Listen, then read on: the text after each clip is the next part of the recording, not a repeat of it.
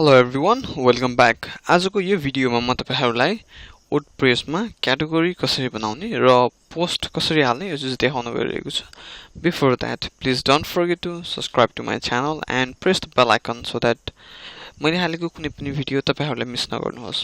अब क्याटेगोरी चाहिँ कस्तो हुन्छ भन्दाखेरि हामीले न्यूजलाई क्याटेगोराइज गर्नको लागि क्याटेगोरी बनाउन चलन हुन्छ अथवा ब्लगलाई तो के हुन्छ भन्दाखेरि स्पोर्ट्स न्यूजहरु हेर्नको लागि हामीले स्पोर्ट्समा क्लिक गरिन्छ अनि त्यसपछि बिजनेस न्यूज हेर्नको लागि बिजनेस मेनुमा क्लिक गरिन्छ. हो त्यो चीज पहिले सुरुदेखि नै मिलाउनु पर्छ. हो त्यो म्यानेज गर्नको लागि क्याटेगोरी एकदम इम्पोर्टेन्ट रोल खेल्छ है क्याटेगोरीले. सो यसको लागि म सुरुमा जान्छु. अब अहिले क्याटेगोरी केही पनि छैन अनक्याटेगोराइज भन्ने वर्डप्रेस को डिफल्ट क्याटेगोरी आएर बसेको हुन्छ. अब जस्तो कि मलाई ब्लग चाहियो. Okay, एउटा blog मा आउँछु. Slug parent category. I'm just going to keep it very straightforward. So slug र parent category अहिले तपाईहरुलाई पर्दैन. We'll talk it in later advanced भिडियोहरुमा. अनि अब blog बन्यो. अब sports. Okay, sports भन्ने क्याटेगोरी बन्यो. अनि त्यसपछि entertainment भन्ने क्याटेगोरी बन्यो. अनि त्यसपछि के छ अर्को टेक्नोलोजी. Okay, टेक्नोलोजी भन्ने category बन्यो. So now we have 1 2 3 4 अहिले हामीसँग चारवटा क्याटेगोरी भयो. That's it, simple. सक्यो क्याटेगोरी बनाउने काम. अब हामीले जति पनि न्यूज पोस्ट आर्टिकल जेसुकै हालिन्छ नि यो सेक्सनको आर्टिकलहरु हाल्दा यो क्याटेगोरी वाइज हाल्यो भने फिल्टर गर्दा वेबसाइटमा अगाडि देखिँदाखेरि सजिलो हुन्छ. सो अब जस्तो कि मानौ पोस्ट हाल्नु पर्यो. अब मैले अहिले यहाँ एउटा ट्याब खोलेर राखेको छु. यो चाहिँ हाम्रो स्पोर्ट्स सेक्सनमा हाल्नको लागि. अब अहिले यहाँ यो पोस्ट देख्नु भएको छ 1 2 3 4 5 तपाईकोमा एउटा मात्रै होला बाइ डिफल्ट हेलो वर्ल्ड लेखेको. You can delete that. अनि यो चाहिँ मैले डम्मी अहिले तपाईहरुलाई देखाउन राखेको. अब एउटा चाहिँ कसरी राख्ने म देखाउँछु. अब पोस्ट एड गर्न यहाँनेर एड न्यू गरे पनि भयो अथवा यहाँनेर एड न्यू गरे पनि भयो. It's the same thing. अब यो टाइटल छ. हामीलाई आर्टिकल पोस्ट जे हाल्नु पनि सुरुमा एउटा टाइटल चाहियो.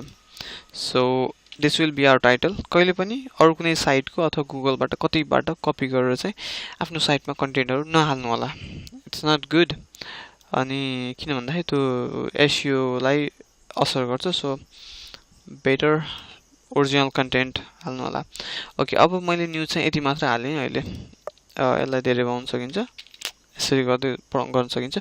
अब यो छ नि यो चाहिँ के भन्दा यो हाइपरलिंक आको है. यदि हाइपरलिंक तपाईलाई चाहिन्न भने पहिला के गर्न सक्नुहुन्छ नोटप्याडमा कपी गरेको कन्टेन्टहरु पेस्ट गर्नुभयो भने प्लेन टेक्स्टमा आउँछ अनि यहाँ ल्याएर पेस्ट गर्न मिल्छ. ओके, अनि अब यति नै हो लगभग पोस्ट हाल्नको लागि. टाइटल चाहियो, कन्टेन्ट चाहियो, पोस्ट भयो, पब्लिश गर्यो. तर यो गर्दा के हुन्छ भन्दाखेरि यो कहाँ गयो भन्ने हुँदैन कि. अब क्याटेगोरी छुटाउनको लागि यहाँनेर हामीले एकदम इम्पोर्टेन्ट छुटाउन नहुने कुरो यो स्पोर्ट्स न्यूज हो. यो स्पोर्ट्समा चेक गरौँ, पब्लिश गरौँ.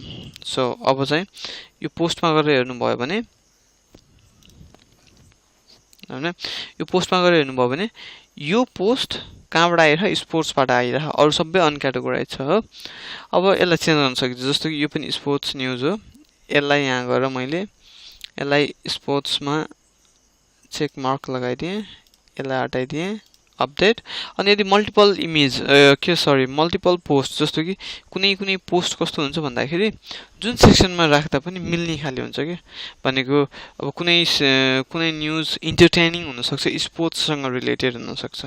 हो त्यस्तो सेक्सनलाई मल्टिपल क्याटेगोरीमा राख्न सकिन्छ. जस्तो कि यो मुगलिङ रोड भन्ने हाम्रो नेपालको न्यूज हो हैन. मैले सायद न्यूज भन्ने मेनु बनाएको छैन होला. सो यो टेक्नोलोजीसँग रिलेटेड न्यूज हो भनेपछि के गर्न सके मैले टेक्नोलोजीमा राख्दिए. यसलाई हटाइदिए. Okay, update. अब तपाईले यहाँ दुईटा चीज देख्नु भयो पोस्ट भित्र. एउटा भिडियो छ, युट्युबको भिडियो, एउटा फोटो छ. अब हो त्यो कसरी हाल्ने भन्ने कुरा लेट्स सी. अब यो अहिले भर्खर हालेको post खोलौं.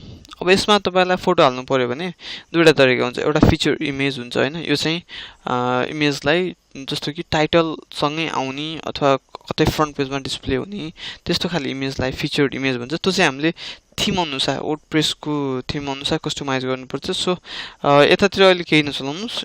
Eventually you will know how this works.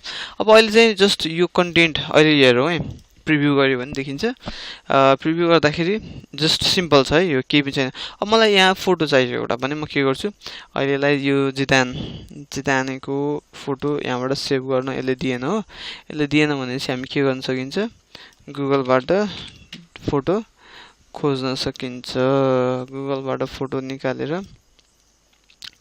म के गर्छु यसको फोटो सेभ गर्छु ओके लोड हुन्थ्यो लोड भइरहेको छ see okay save image desktop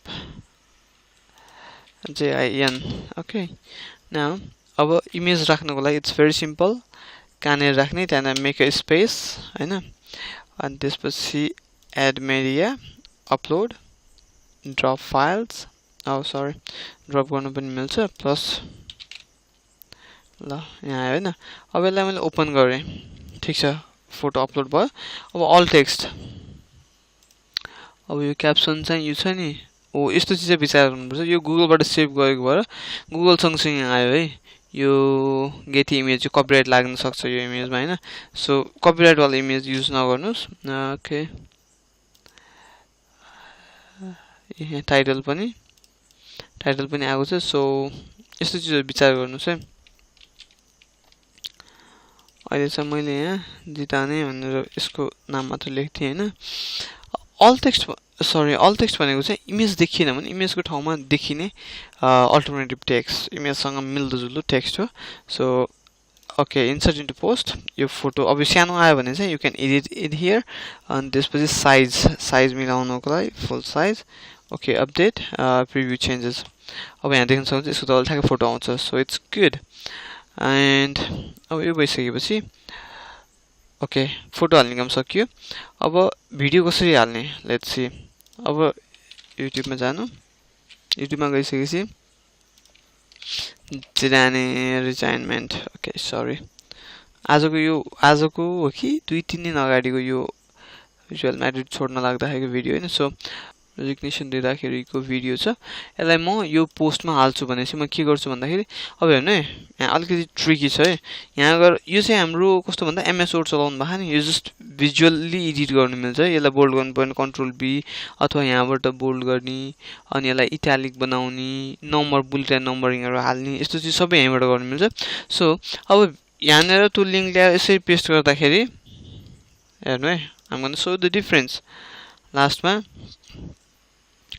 अहिले भिडियो आयो है तर सम केसेस है यदि यसो गर्दाखेरि भएन भने यो चाहिँ के छ भन्दाखेरि कतिपय थिमहरु स्मार्ट हुन्छ कतिपय थिमहरुमा हामीले काम गर्दाखेरि अब हुन्छ नि के भन्छ त्यो साइट ओरिजिनको पेज बिल्डर युज गर्दाखेरि त्यतिकै टेक्स्टहरु हाल्दाखेरि काम नगर्न सक्छ हो त्यो केसमा चाहिँ यतापट्टि दुईटा हुन्छ भिजुअल एडिटर टेक्स्ट एडिटरमा गएर यतापट्टि ल्याएर सट्ट कोड हाल्दिनु भयो भने अगाडिपट्टि भिजुअली चाहिँ देखिन्छ अहिलेको लागि इट वर्क्स कुनै केसमा काम नगरेको केसमा भिजुअली यतापट्टि कोड पेस्ट गर्नुभन्दा टेक्स्ट र साइडमा गएर कोड पेस्ट गर्दाखेरि बेस्ट हुन्छ काम नगरेको केसमा इमेज भयो भिडियो भयो अब जस्तो कि यसलाई यो म्याड्रिड हो अब यसलाई चाहिँ रियल म्याड्रिडको अफिसियल साइटमा लिंक गर्नु पर्यो भने रियल म्याड्रिड अफिसियल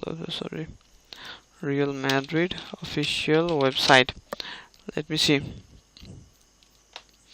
अब रियल म्याड्रिड को अफिसियल वेबसाइट यहाँ छ हो अब यो हाम्रो न्यूजबाट रियल म्याड्रिड को साइटमा हामीले लिंक गर्नु पर्यो हाम्रोमा आको युजरलाई यता पठाउनु पर्यो भने पहिला यो लिंक कपी गर्ने अनि त्यसपछि जस्तो कि म्याड्रिड यो रियल अथवा यहाँ लेखौं you can visit their OFIC official website in this link below अनि क्लिक हियर यसो गर्यो यो गरिसकेपछि यहाँ क्लिक गर्दाखेरि त्यहाँ जाने पाउने भने यसलाई सिलेक्ट गर्नुस् अनि हाइपरलिंक अनि यहाँनेर त्यो अहिलेको कपी गरेको लिंक पेस्ट गरेर इन्टर गर्दिनु सो अब हेरौँ है स्पोर्ट्स प्रिभ्यू यता प्रिभ्यू हुँदै गर्छ अपडेट गर्दिए मैले यो पोस्ट सेभ भयो सो द्याट्स इट अब हेर्नु है इमेज छ यहाँबाट क्लिक गर्यो भने रियल म्याड्रिड को पेजमा खुल्यो ओके अनि त्यसपछि भिडियो प्ले हुन्छ so that's it how you create post and category in WordPress. So thank you. See you in next video.